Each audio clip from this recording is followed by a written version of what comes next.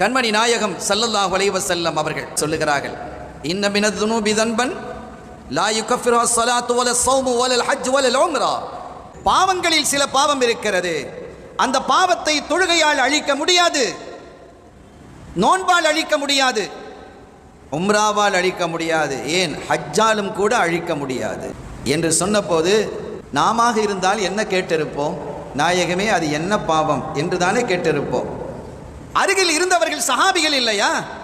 அவர்கள் சொல்லுகிறார்கள், பாருங்கள், யா ரசூலல்லாஹ் ஃபமா யுகஃபிருஹா, அந்த பாவத்தை அழிப்பதற்கான வழிவகை எது என்று கேட்கிறார்கள்.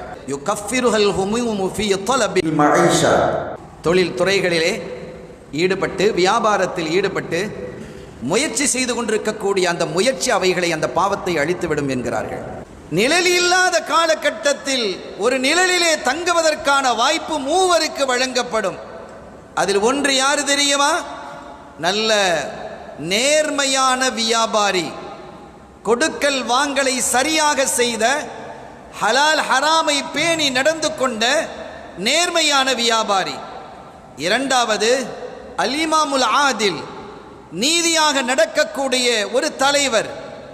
மூன்றாவதாக வெயிலிலே ஆடுகளை மேய்த்து கொண்டு தொழில் துறைகளிலே ஈடுபட்டு கொண்டிருக்கிறாரே, அவருக்கும் அல்லாஹ் அருள் புரிகிறான் அந்த நிழலிலே தங்குவதற்கு என்கிறார்கள்.